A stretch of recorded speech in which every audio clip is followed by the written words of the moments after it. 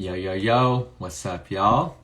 Super excited to jump on today with a newer brother in my life. His name is Matt. We actually haven't dropped in for a deep conversation yet, so I'm excited to go in with him today.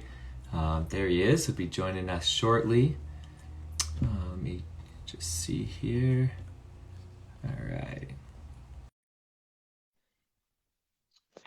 All right. Oh, maybe you can hear me now. I think my headphones weren't working. All right. So, today's topic, we're going to be talking about going beyond the left and the right. And there's Matt. What's up, brother? Hey, hey, How's it what's going? up? Great, how are you doing? Good, good. Your Good. video looks tilted to me. I don't know why. It looks like it's on the side. It is. Kind of the way I have my selfie stick here, but let me take it off and we'll do.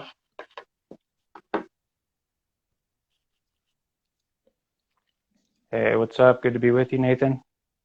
Yeah, you too, brother. Excited to drop into this chat. Yeah, how's your day Absolutely. been so far? Pretty good. Pretty good. Just started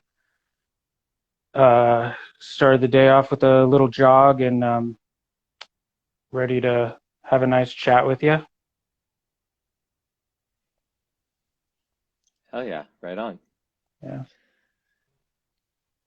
Sweet. Well, yeah, let's dive in, man. I'm excited to go into these topics. We had a nice little pre-chat before this. Is there anything in particular that you want to start out with? I know we kind of had a few ideas of where we might go. Um, well, yeah, I was thinking of maybe just diving in to DEI, diversity, equity, inclusion, um, and sort of mainstream trend of what we've heard about it versus um, different meanings of the words, I guess you could say. Um, but Mm. I thought it'd be like maybe a nice intro into some of these subjects. Um, so diversity, um, I feel like what might be lacking in the mainstream revolving around diversity would be diversity of thought. Um, and um, I guess just jumping to to include or equity right now. I think of I think it was about a year ago. Kamala Harris did like a little short video of equality versus equity, and a lot of it sounded really good, and but then something that kind of set the alarm bells off towards the end was that she's saying that equity means we arrive at the same place, and Mm. I don't even think everybody has the desire to be at the same place. Like we're all diverse, in our desires and what we want of different outcomes in life. So, and to me, it since I've been kind of just learning recently for the first time, just kind of diving into communism, it just kind of and Marxism, it kind of smells a little bit like a communist tenet of we're all going to be the same, we're all going to receive the same, um, and also it begs the question like who will be in charge of managing that equity. Historically that would be like a bureaucracy, or some type of government that often historically has become like authoritarian, maybe Mm. with the best intentions, but the old saying, the road to hell is paved in good intentions. And so I just kind of like, I was trying to look deeper into DEI a little bit, because then when it comes to inclusion, I felt like lately there's been a trend, maybe over the last 5 years or so, of censorship being, or fact checkers, maybe just fact labeling something which is not outright censorship, but it's sort of like a cousin of censorship in a way, saying like, hey, this is our authoritarian claim, like, beware to go further. And that doesn't seem really inclusive to me to, be censoring one side or many sides of the story and only allowing an authoritarian message to be heard. And I actually, there was an event called Event 201 that took place late 2019 that was called Event 201, and it was put on by John Hopkins, the World Economic Forum. It was partnered with the World Economic Forum and the Bill and Melinda Gates Foundation, and it's available to watch. At least it was on YouTube, most of it, so you could like kind of tune in and see for yourself. But what it was a simulation of what would we do as global leaders and the medical community, the banking, the worldwide banking leaders. They all kind of got together, and also all the mainstream media,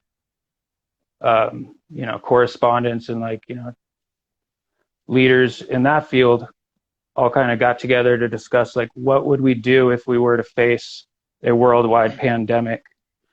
And one of the hosts, I forget her name, but at one point she said, and this was a part of the simulation, is she's acting like, oh, we're in the middle of an outbreak, but they were just acting it out, and they called it CAPS.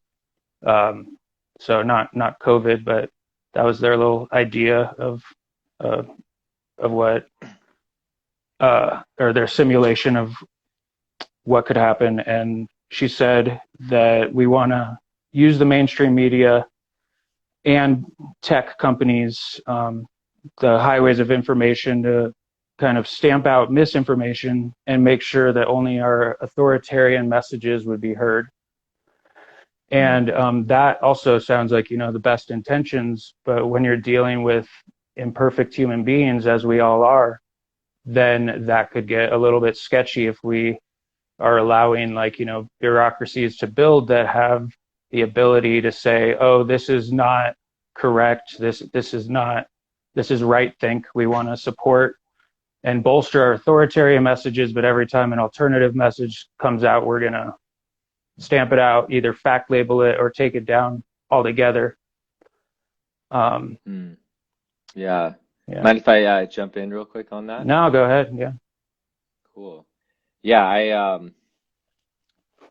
I think I did see that video with Kamala Harris talking about equity. And yeah, I think there is this idea that some people have that like the goal is to bring everybody to the same place. And yeah, I definitely don't think that is ultimately a good goal to shoot for. I think equality of opportunity is important, but also like not everybody's, first of all, nobody's starting from the same place, right? We all start from different places. Certain groups might collectively be starting from different places, have certain disadvantages. Other groups might have certain advantages in certain ways. But at the end of the day, we're not all going after the same goals. We're not trying to become the same things. And what is fulfilling for one person is not going to be for another person. What has meaning for one person is not going to have meaning for someone else. I'm someone, for example, who I don't really draw much joy out of just like having, I want to have my basic needs met when it comes financially. But beyond that, I don't have this huge drive or draw to like amass a bunch of like financial resources. That's not like exciting or fulfilling or that meaningful to me. Now I do want to continue increasing the resources I have available, but mainly to pour them into things that I care about or into expression or things like that. So, it's like I could subsist and be happy with, a certain amount of money. Somebody else might have a different comfort level when it comes to what they feel good about. But at the end of the day, even beyond money, it's like, what are our basic needs and are they being met? And, you know, it's interesting to me how a lot of these conversations that I've seen over the last year and a half about, like trying to create a more equal world and create it more fair for people who maybe have disadvantages. I'm all for that. And these conversations often lead to this very nebulous end of, you know, everybody needs to be the exact same, and anybody who's ever gotten ahead in life needs to basically be brought back down so that those who are disadvantaged can be brought up. And I'm not sure that I totally can get behind that, because I think that that's not how the world works. That's not how human progress works. I think there are certain people who contribute more and thus should receive more in return. And also, there's some people who don't have the capacity or ability or resources to contribute in the way they want to, don't even have their basic safety needs met. I think we should be focusing on that first, but I don't think our goal should be to create the same outcome for everybody, because that's not something you can ever guarantee anyways. I don't think it's guaranteeable. I don't think it's desirable. I think ultimately, I just want every human to be able to make progress in the way that they want to in their life and go after what they want to and gets the support that they need to take down whatever barriers are in their way of achieving those things. And even then, I think one other piece I'll kind of presence, and then would love to hear anything, any other reflections you have coming up on this piece, is a lot of this talk has been really centered around achieving some undefined external point in the future that supposedly once we get there, then everybody's going to be happy. And I think that's a very fleeting goal, and that's a very outside-in approach. And I think there needs to be a lot more conversation around becoming more fulfilled where we're at, finding more meaning where we're at, doing better with what we have.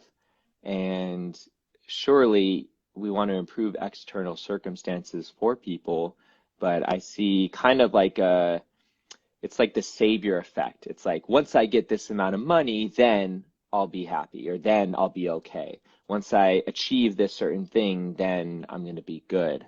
And I think that is just a poor choice in a focus. If for what all humans actually deeply desire and need and would be satisfied with. And I just have a hard time participating in a lot of those conversations because there's so little focus on inner cultivation of certain qualities and taking responsibility for utilizing what is available to one right now. And I think that we could all benefit from that type of mindset, because even let's look at people who have supposedly made it and achieved success by our society standards. A lot of them are pretty unhappy. It doesn't matter how much wealth you accumulate or how, safe of a neighborhood you can find yourself in. You can be just as empty as someone, or if not more so, than someone who has very little but does what they can with what they have and can actually live a decently fulfilling life. Maybe they have certain discomforts or challenges that others do not, but I think that something that's available to all humans that is achievable now is to create more internal fulfillment and happiness and taking responsibility for what can I do with what's available to me now? How can I be a better steward of my resources that I do have and continue to expand from there? So that's like a piece of the conversation I don't really see brought up very much that I would love to, because I think so many people are putting their hopes and dreams on these like future external ideas and structures, whether it's communism or democracy or capitalism or whatever it might be. You know, they're different structures, but like that's not, no one's ever going to agree on those, I think, first of all.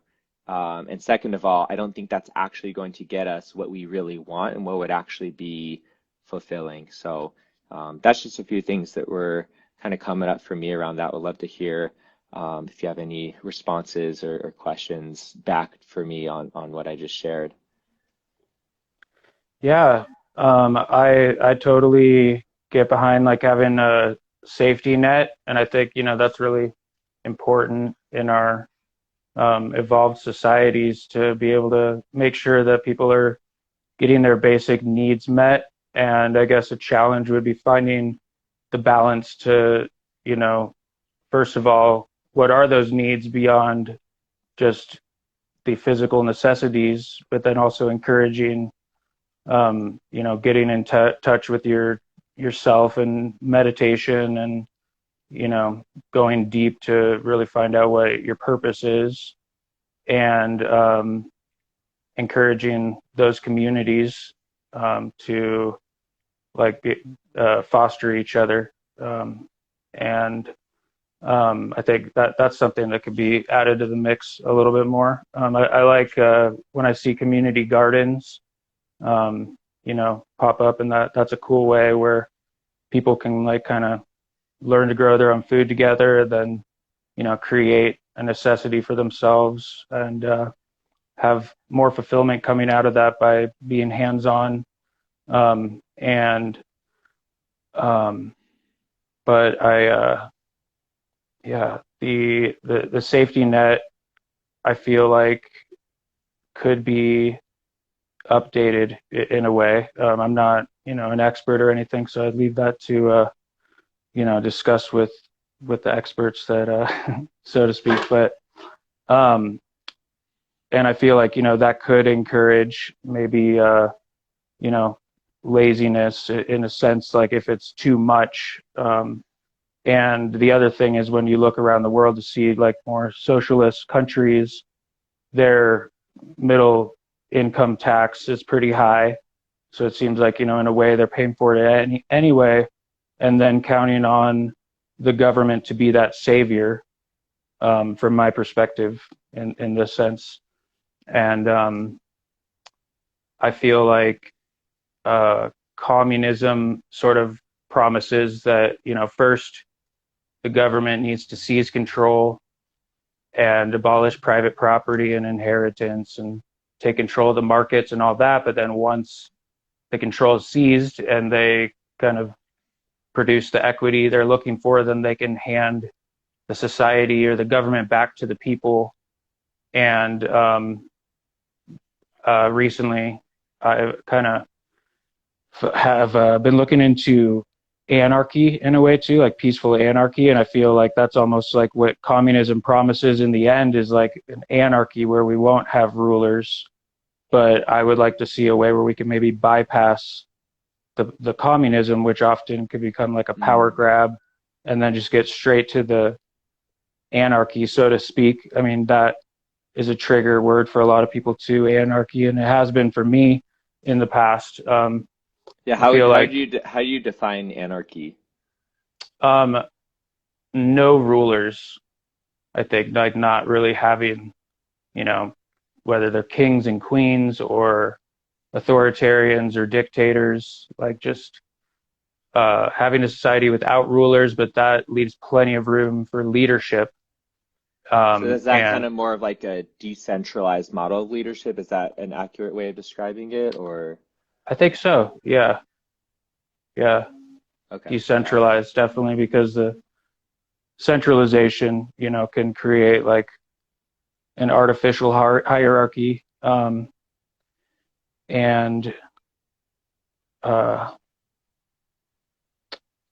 so I feel like the realistic way to like start going in that direction would just be for like to find like each individual like myself to find opportunities to live in that sort of anarchy, by taking initiative, maybe in a sense, like not waiting for someone to step in, or, if someone's in need, maybe buying them a sandwich, even just those little things. But I think a part of my evolution of like looking into politics and society would be that I started kind of as an anarchist in a sense. Like I would identify as like an anarchist, like a peaceful anarchist, like not necessarily, not like, someone who wants to go around burning things down or anything by force. Like I don't think that's like, the true kind of sense of anarchy that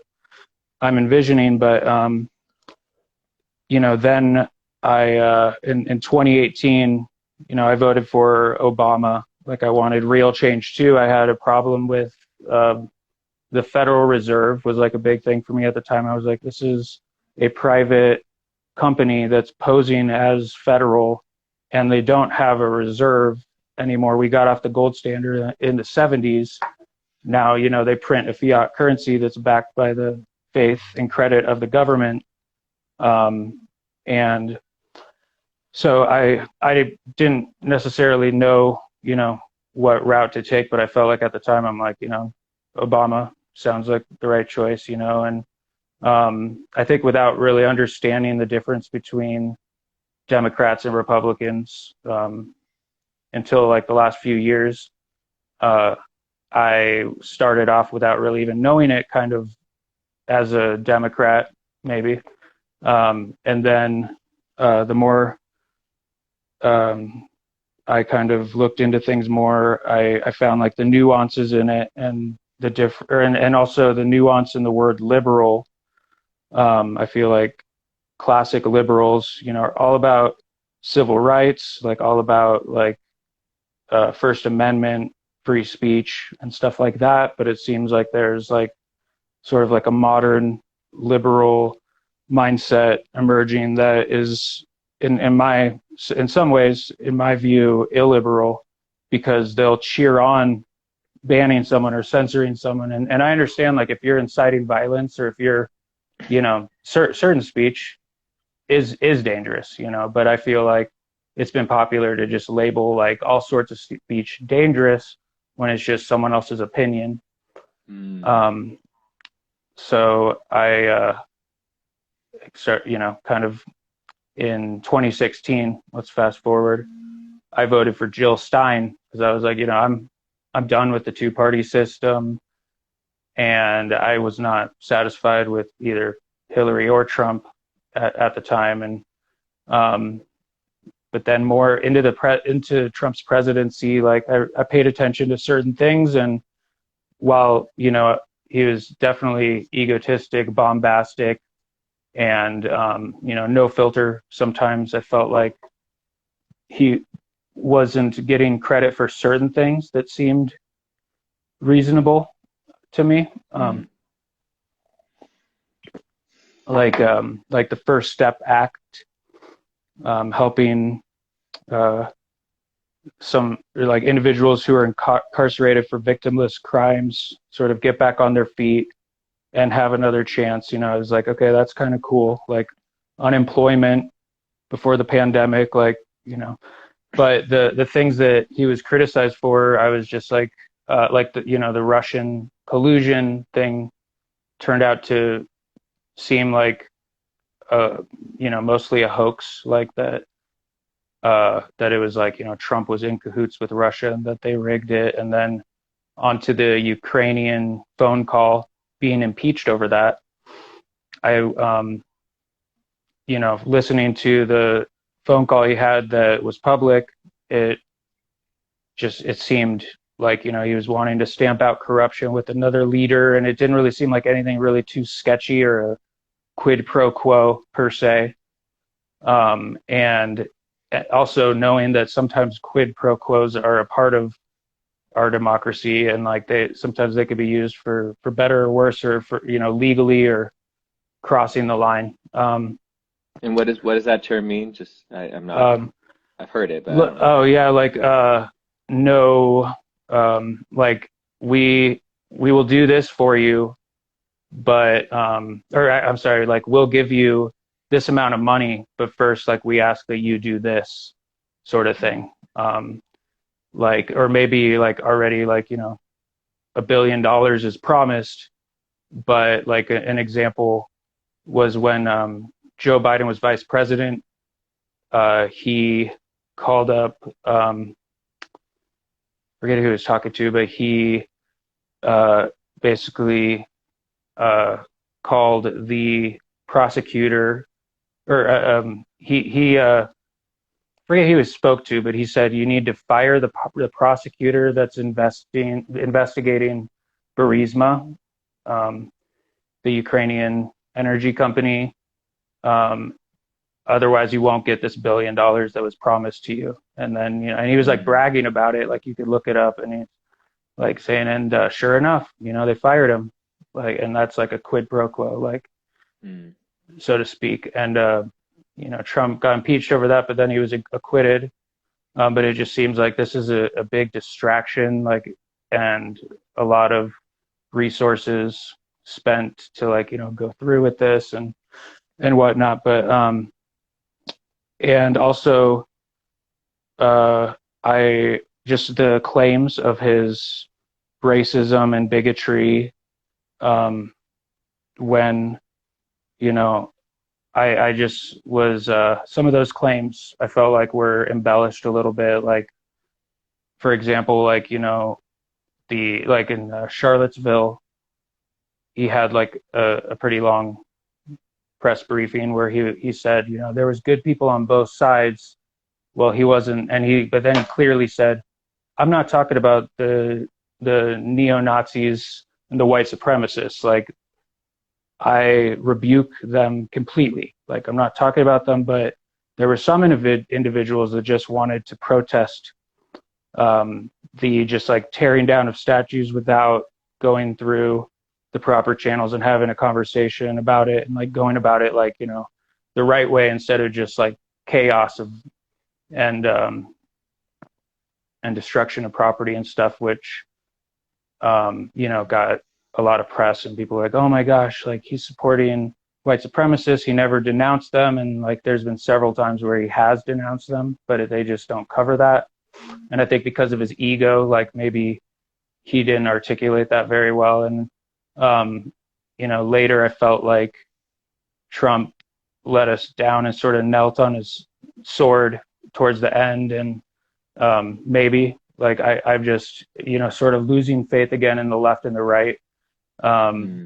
Because I'm like, I feel like he could have been a little bit more forthright with us about the virus at the time, and not just hoping to, or, pacify everyone and get the votes, but giving us like the full truth of what, people voted him in for, was to, drain the swamp of corruption, so to speak. And I wish he fired Fauci when he had a chance, but it's not like, he's the only one or anything. It's just, those are a couple things that, kind of going through my mind of that timeline. And, and then, can I jump in? Yeah, go ahead. Yeah, of course. Yeah. So a couple topics that you touched on that I really like and wanted to go a little deeper on is, one is, it's interesting noticing, as we're kind of talking about the left and the right and just kind of the behaviors of our current system, I noticed that there's this, I mean, it's a war, right? Like, it's a war of information. It's a war of character, and there's all these judgments that people have, and each side is trying to prove their case constantly, and will do whatever it takes to create the narrative that supports their side. So, I've over time gotten what I feel is a more balanced perspective on both parties. I really wasn't too into politics until the last couple years. I really started learning some more. But I just noticed that either side, I honestly don't see them as too different anymore. I'm not for or against either of them. I think they both have their strengths and weaknesses. I think they both are rooted in certain ideals that are just fundamentally important to a society. And over time, they even evolved. And I've even read about how kind of over certain generations, these parties have kind of flopped completely on certain ideals or certain stances that they've held. So that's interesting. Kind of you were, I think, alluding to that with kind of more modern Democrats actually act a bit differently than the more like classical, Democrats. And so to me at this point, it's like, oh, this is just humans grouping themselves together, trying to find some type of cohesive beliefs between them, and then for some reason needing an opposing force to fight against, and needing an opposing view to be against. And then, once you not willing to see the full picture of someone from the other side, but rather like Trump, I think is a great example, really seeing a few of his, clearly flawed pieces of his character, and then not giving him credit for anything he might actually have done that was actually good or helpful or beneficial to people, and actually go against some of the judgments that have been tossed at him. So I think there are a certain amount of those assessments that are definitely valid. And, he definitely is, in a certain way, what people talk about when they are against him. And I've also been able to see, as I opened my perspective, because I didn't even realize at first, but over the last 2 years, I realized how much I am surrounded by kind of that more like new Democrat kind of energy. Just in my space, it's just kind of where I, have naturally gravitated towards. But I actually hold certain opposing views, or at least I can hold both views. And now I see that actually, wow, there was actually a real value in the way that he was just so raw with how he expressed things and how he said things. And I understand why people are so like passionate about him, and we're so for him and supporting him, and I can see his flaws as well. And I just try and see all of it now. And I think it's really interesting how there's so much energy poured into trying to prove one side right and the other side wrong. It just seems to me like we're just losing so much energy that could actually be devoted towards productive means. And I think the two-party system we're in right now, I don't necessarily have, the answer of what a better system in that way would look like. But the other piece I wanted to touch on that you brought up earlier about when you're talking about anarchy, what I heard in there and what I really liked about that what I heard was, people learning to govern themselves more and take responsibility and take, leadership and, ownership over their own lives and their own surroundings and their own communities. And I'm definitely of that perspective. And I had some words I might put to some of the realizations I've had lately is like, oh, there's like actually no adults in the room right now. Like when I look at the landscape, like there's no adults in the room. They're all just bickering and fighting and trying to prove each other wrong. And my data is more valid than yours, and my argument's more valid than yours. And it just seems like such a shithole. And nobody's actually trying to focus on, hey, how can we actually find solutions that work for everyone? And for some reason, it's so still like looked down upon to even talk like that. Like if you're not on one side or the other, you're almost like outcast in a way. If you want to get to any certain level within the system that we've built, you have to really kind of pick a side. It's hard to climb higher in those ranks and not be like, all for your team, so to speak. And I find that very fascinating, and also like a never-ending rabbit hole that's not going to ever lead to where we want to go. And I think this kind of the core concept of what I hear when you talk about anarchy is actually something that I really align with. Like if there is going to be a long-term solution, if there is a better system, it has to be in some way based on each person taking responsibility for governing their own life. And despite what these other external powers are doing, they're taking into their own hands, like how would I run my life or my community or this world if I did have the power? And that's where my energy is mostly drawn these days, and that's where my fascination and curiosity is, you know, how can we like take the power back and realize that every human being actually has the ability to influence other human beings, and all it takes is like one person to be an example of what that looks like.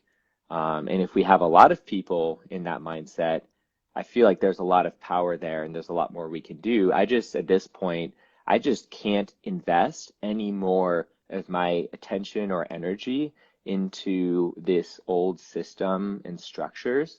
It just feels like a crapshoot. It feels like it feels like a bad investment.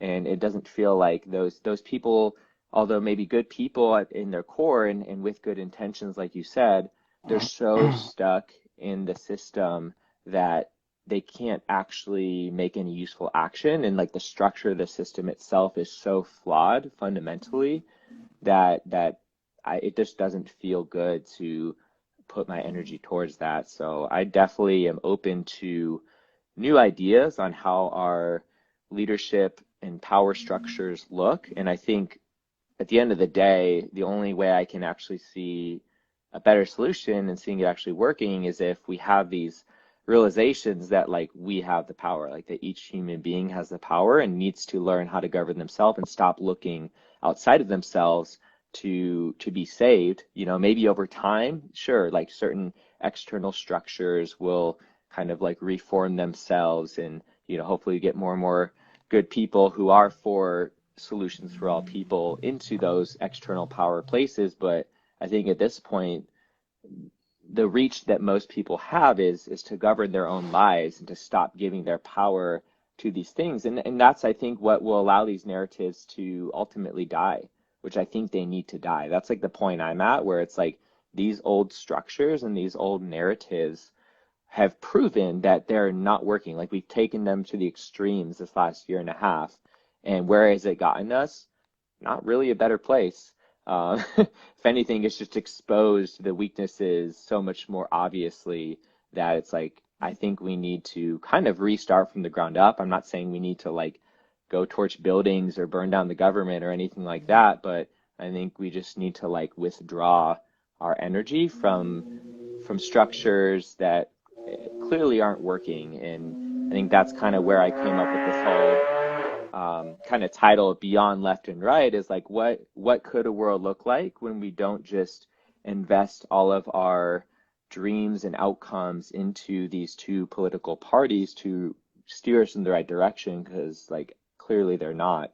And I don't have faith in them anymore to do so. That's kind of where I'm at. Cool. Yeah, I wonder if people who, like, you and me and other people in the community decided, if they felt called maybe to run for office, since that's, the current system we're in, to then being on the inside, try to navigate it to where we would like to see. And personally, where I'd like to see is just a society, first and foremost, that's not, not, I can't think of the positive right now, but non-totalitarian, just not oppressive of people who have made or make different choices with their lifestyle, and just kind of coming together on liberty and the belief in each individual is sovereign and divine, and we don't need like a mommy and daddy government to kind of tell us how to live our lives necessarily. Like they could do what they're put in place to do, is just to protect our rights, like the Bill of Rights, for instance. Not that can't be maybe updated, even though it seems pretty good, but like just to protect our free rights and our choices, especially, well, lately when it comes to medical procedures and lifestyle. And I don't know. I feel like kind of where I'm at is I'm sort of oscillating between thinking maybe we could work within the system to move towards what we want to see, while also, like you're saying, withdraw from what we don't believe in and no longer, vote with our dollars to certain institutions or establishments that we don't believe in, even though that's really tough, as far as, for instance, like Amazon, Whole Foods, and like they, kind of run most of the servers on the internet, that whole conglomerate. So certain things are tough, but, doing what we can. And something like when I was kind of looking back into history, like you were saying, like how the sides sort of switched. And I think that is a narrative that's out there in the mainstream that I don't necessarily like buy 100%, in the sense that originally the Democrats were, oppressive or whatever, and the Republicans were freedom fighting radicals, but then over time they switched. I think that there's more to the story than that, but like for example, like in 1960s the 1850s and 60s, the radical Republicans established the Reconstruction Act and fought and succeeded to getting newly enfranchised blacks opportunities, both socially and in the government and society and stuff. And that was mostly the Republicans at the time. And then throughout time, just certain things I was looking at, because why they say they switched is like Democrats used to be the KKK and supposedly defended slavery, and later wrote the Jim Crow laws, or at least signed and enacted them, and in some ways like slowed down civil rights from taking place. And but I feel like, and I mean, this is also, I'm kind of coming from being pretty tribalized onto the right, like, but also trying to see both sides. And I think that individuals will say that they switch sides because the right would kind of not want too big of a safety net maybe for all of society and stuff like that. So they're like, oh, they don't really care about people. And at the very end, like before the KKK was like stamped out of being legal and mainstream, like, they tried to find Southern conservatives to kind of, and actually that manifested out of the socially conservative Democrats at the time. So there's some nuances there. And Republicans were the majority of signing the Civil Rights Acts and stuff like that too. But that's not to say that there can't be cooperation and stuff like that, because then when I look back at the class of like classic liberals versus like hardcore progressives, it seems like now I see where like classic liberals and common sense conservatives, so to speak, kind of come together in fighting like tyranny and protecting our rights as citizens or as humans. And so I've almost kind of thought like maybe starting a new sect of the Republican Party that's already in the past proven to be successful, using the moniker the radical Republicans, but maybe the new radical Republicans vigilance was kind of a concept I thought of. Could be like, you hit a nerve now, because like, and their purpose could just be like fighting for everyone's like civil rights of choice and avoiding like a medical tyranny.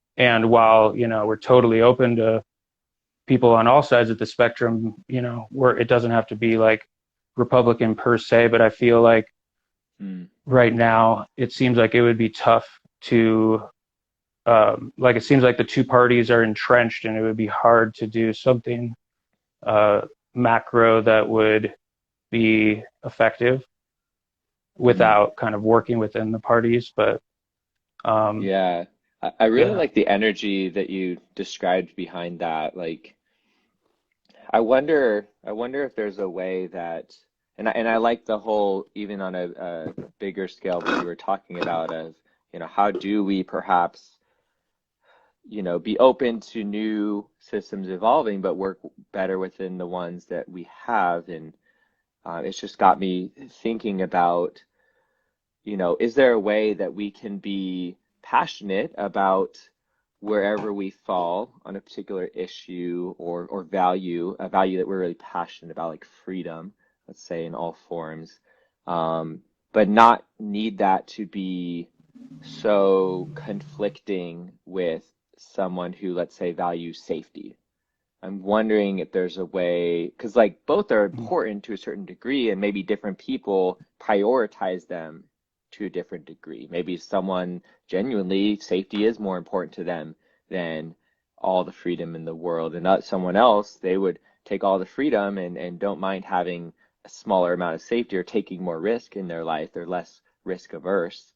Um, I'm wondering if there's a way that we can create space even within our current system to allow for both to be at least respected and honored and come from a place of curiosity and understanding, and make space for both, more than we do right now.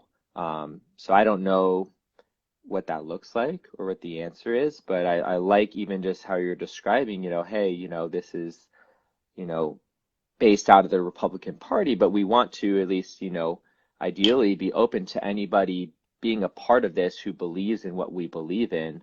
Um, I like that idea, being more open and not being so, like, what I see as like very rigid, how most people are about, this is my stance, and if you don't hold this, then like you're against me. And that's like still a lot of the energy that I experience from people who are passionate about something.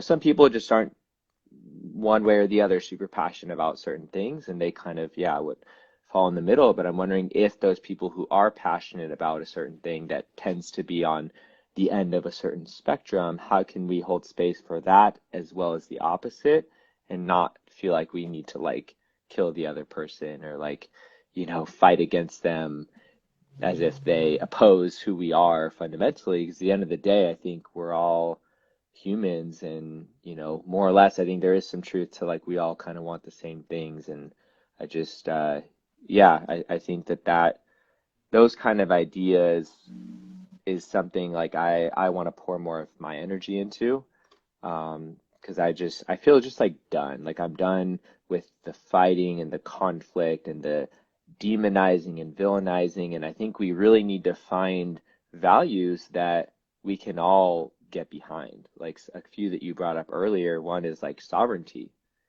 I think that that's something that almost anyone can get behind, like wanting to have, taking ownership and control over your own destiny, having the ability to live your life in the way that you want to, being your own ruler, you're the own leader of your own life. I think everybody wants that. I believe that is a part of who we are at our core. That's what makes us human, that free will aspect of us. We do have the ability to choose where we go. Divinity, like we are all divine. What if we were all divine and sacred and saw ourselves as such and respected each other as such? I think most people still are so disconnected from their own divinity, or have very imprecise or kind of like very blocky ways of connecting with their divinity, through whether it's through a religion, or just like through whatever science, or however they connect to some type of spirituality or divinity. Not to say that any of those paths are wrong in and of themselves, but I'm wondering if we could all benefit from creating more clear, direct connections to the divine, within ourselves and within other people.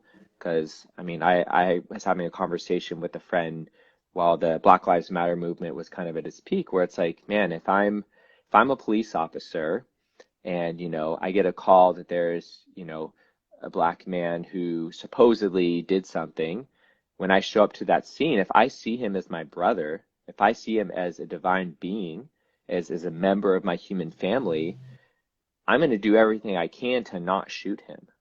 I'm going to do everything I can to try to understand, if my brother even did do this thing that did commit some kind of crime that we've agreed is not a good thing to do in our society.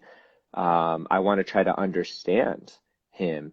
And man, that brother's probably in pain. He's probably lost. He probably doesn't have some needs met that he was trying to get met. And what is that? And what's going on there? And yeah, maybe he's in such a state that he could potentially be dangerous. So I still have to be aware of that and protect myself. And I'm going to do everything I can to try and de-escalate the situation and help and support my brother, rather than judging him or assuming things about him or having this resentment towards him. I'm gonna try to do everything I can to be like, yo, like my brother is in some pain or he's lost or he needs some help. Like what can I do to support him and help hold him to a higher standard or get him the support that he needs that he's not receiving. Like you were saying, if there's someone who needs a sandwich, like let me get them a sandwich, if that's really what they need. So yeah, it's just like my prayer that we can move in that direction.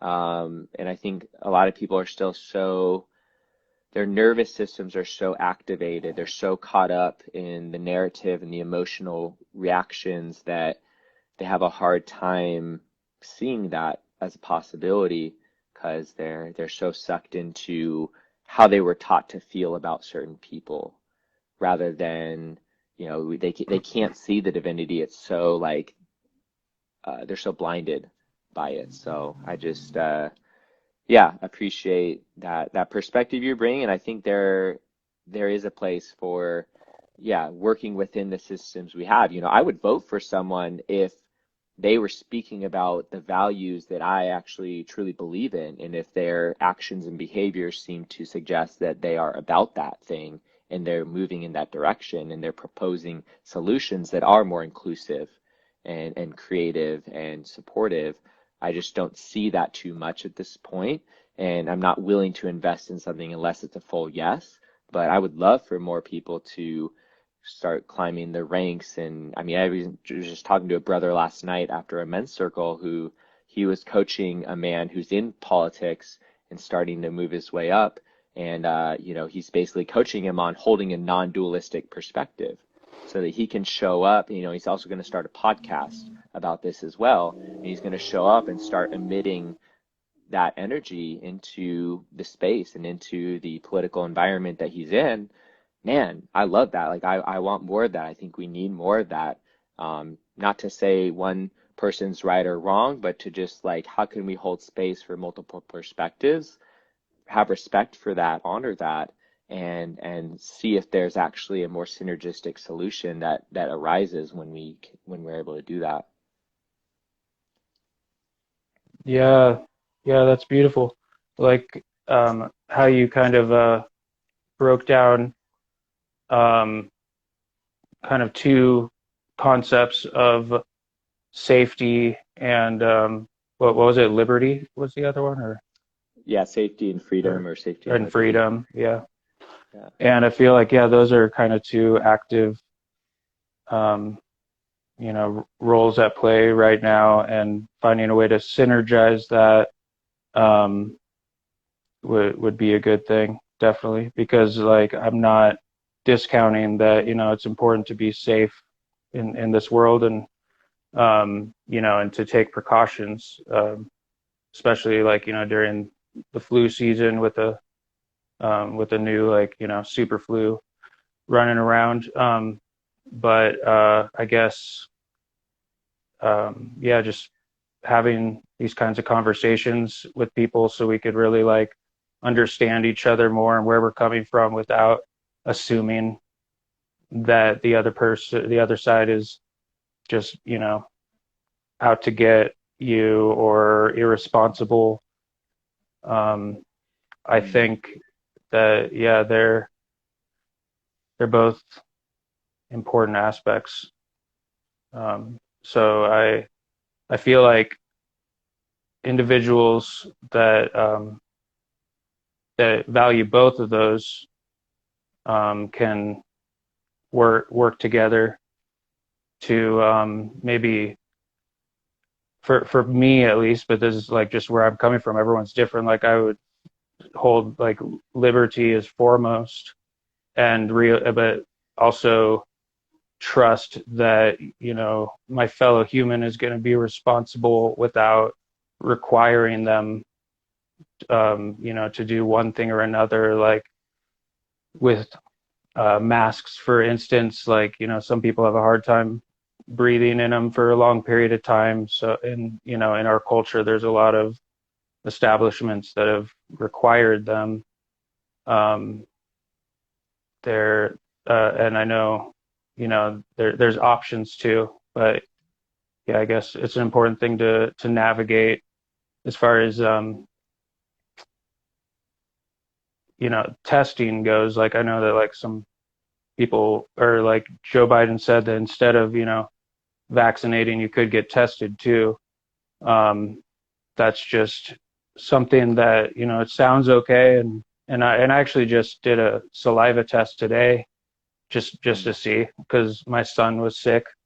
But he's already feeling better. But just we've had him home from school, and just like to make sure he's he doesn't have it before we send him back and stuff. But I went ahead and got myself tested too for the first time, and I felt good about the saliva test.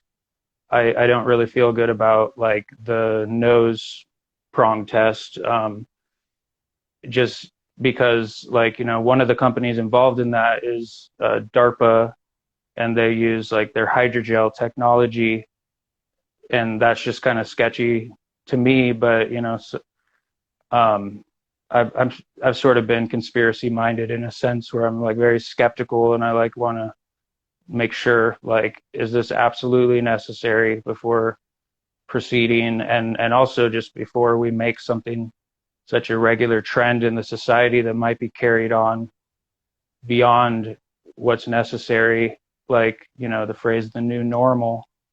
um, is that um, you know something that is a top-down kind of concept that uh, everyone wants, or is that or I mean, that is not necessarily what the people want, or is that just kind of responding to what we're going through?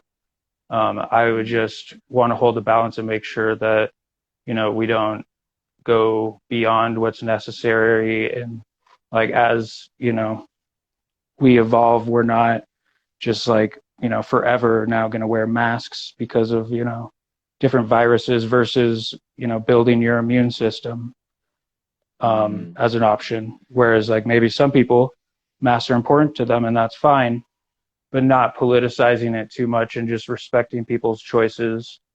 um, same with the procedure that's that Biden wants to require on everyone who's at a company of 100 or more. Like that just seems like a little too much, and that's something that I feel like um,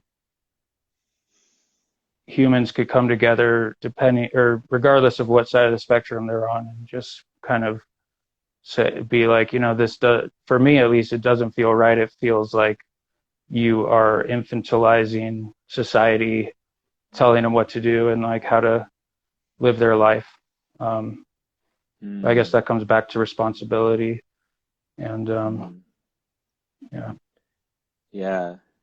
Yeah, maybe um, the last thing we can kind of land on, as we kind of move towards wrapping up the conversation is, what could the new normal look like? Um, Yeah, and it's like Sweet Antiquity says, not to mention people who are vaccinated can still spread COVID, therefore should be masked up according to their ideology. Yeah, so there's a lot of nuance, is what I want to say in all of these conversations.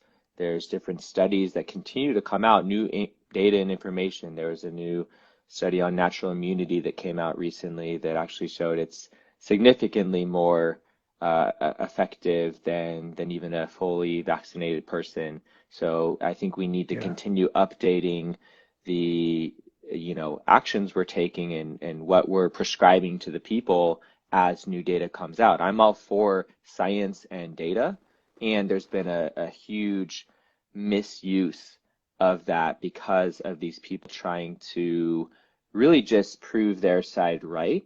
And so I've kind of built this distrust and skepticism towards a lot of what's coming out because I have to ask myself, where is this coming from? What is the intention underneath this? And my prayer for what the new normal looks like is that we actually honor and respect each individual's unique choices that are best for them and not assume we know what's best for them. And to move away from such imprecise, overreaching mandates and measures that are never going to one size fits all because we're all so unique. I have currently chosen not to get the procedure due to some very unique, specific pieces of my medical history that has me hesitant on how I might react to it. That is not really anybody else's business, and I know what's right for me. I also take care of my body very well and have invested in that for many years. And I know how strong my immune system is. It's rare that I ever even get sick, and I trust that I will personally respond well, and I fully accept if I do end up, contracting the virus that I could fight it off, and I trust my body in doing so. I'm actually getting an antibody test tomorrow because I have a feeling I might have actually already had it and just had very minimal symptoms. But I think that's the new normal I would like to see us move towards is everybody's choices being respected, everybody's unique backgrounds and values being respected, and really putting in the work to understand each individual and what is best for them and at this time, because that could change and evolve over time. And then the last piece I'll add that you kind of brought up as well is, we're not even talking about health yet. Like we're still just talking about sickness and disease, and we're not even talking about health. We're not talking about the foundations of what it actually takes to actually build the long-term solutions to any future health crisis. Because if we all had strong bodies and minds and immune systems, any virus that comes through next time, any variant that it evolves into, we're much better able to handle it. Maybe in the short run, it is important to have these, for some people to, get this medical procedure that we have created to, as a short-term protection. Some people probably need that, especially those with more compromised immune systems. That's probably an important thing that we should do. And let's be mindful of how much energy and faith we're putting into that, because that is not going to do anything in the long run and is extremely costly to do so. If we had a whole new virus come next year that we had to start over from scratch, developing a new procedure for, we can't afford that. As a society, as a global species, like we can't afford that. And so I think the only way forward that I see is truly investing into health, which is so multidimensional that we can't even begin to go into it now. It's physical, mental, emotional, spiritual, social, sexual, like financial. Like there's so many aspects to health that I think we need to really just admit that it's going to be some work to get there. But I think the most important thing is not reaching some point in the future where all of a sudden we're all the healthiest beings on the planet. Like, sure, we want to go towards that, but I think the most important thing now, in my eyes, is we need to be moving in the same direction towards the same goals that are actually going to create longer term solutions. So I think that right now what I see is needed is really taking the blinders off of, continuing to pour so much energy into these short-term, one-size-fits-all solutions and really open up to how can we support each human on this planet in achieving greater sovereignty and health within themselves. And that all starts with, the individual taking ownership over that too. We can't rely on a government. We can't rely on a medical procedure to save us anymore. We have to rely on ourselves and the people around us and the resources we have available and do what we can with what we have while, opening up to receiving more and expanding into more possibilities there. So that's just my kind of closing comments on, really where I'm directing more of my energy is to creating this new normal where we actually care about every human's health and well-being and start having more of those conversations and start creating more opportunities for all people to really step into that and take charge of their own destiny and take charge of their own health, and use our existing systems in the right way when they are needed, but to not put all of our faith and trust in there because it's not going to get us to where we want to go. So yeah, that's where I'm at. Would love to hear if you have any last words or comments or perspective you want to share as we kind of close out everything we've chatted about today. Yeah, I like you were saying, to use the system that we have, I to serve us because that's what it's there for. I believe that's important, and to recognize, modern medicine is a beautiful thing. Like, thank God, it's helped so many people, but to realize the tendencies of totalitarianism and that, it could be used for good or evil, but it should not be used to like coerce or force, and recognize that there are some conflicts of interest, everywhere. But like, for example, like I don't know if you've heard of the revolving door of certain industries, but let's say like I think there was like a Monsanto employee, a decade or two ago who after working his time at Monsanto, went on to be either an FDA administrator or USDA. Like there are conflicts of interest. So I guess be vigilant of that, but also, thankfully it's there for when we need it. And something that I could see as being the new normal, that it's called a controlled avalanche. And I forget where I heard this from, but basically it is like in regards to this pandemic or future, viruses, the controlled avalanche would be like in this case where, so many people are asymptomatic and perfectly fine, but there is a small percentage of people where it could be very dangerous or deadly. So not using like a one size fits all and not using force, but like, give us the facts, like let the experts tell us what to do, but then, trusting individuals to be responsible and, informing of the dangers so those that are vulnerable can stay at home and protect themselves, while individuals like myself and others who feel comfortable continuing their lives just because, life must go on at a certain point. We can even, if we catch it and then gain immunity, we'd be adding to the herd immunity faster in my mind. I mean, I'm not a medical expert, but I think that makes sense. Is something that I feel like I wish we did in the first place, is like, people like me, go out there, like live your life but everyone who's vulnerable, stay home and protect yourself. Like family and friends can deliver you things you need. We have ride share, or we have like delivery, really good, delivery technology and stuff at our fingertips, thankfully now. So we can utilize that to protect those who need to be protected, while the rest of us who feel comfortable can go out, even get that natural immunity and add that quickly to the community instead of hiding from it, allowing variants to, get smarter and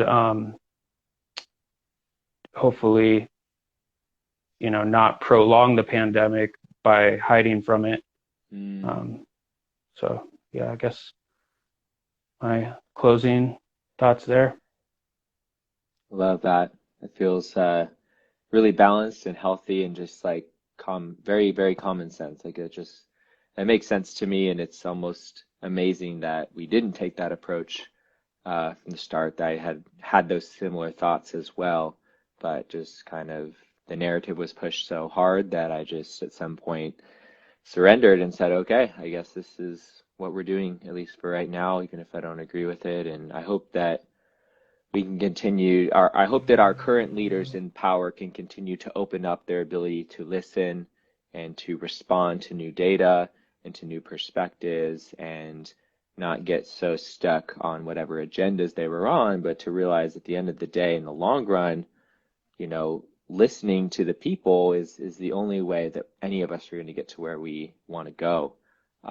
So yeah, just thanks so much, brother, for jumping on. It was really cool. I usually I've had chats with people I already know pretty well. We haven't really had too much interaction before this, so it was awesome to just getting to know you a little better.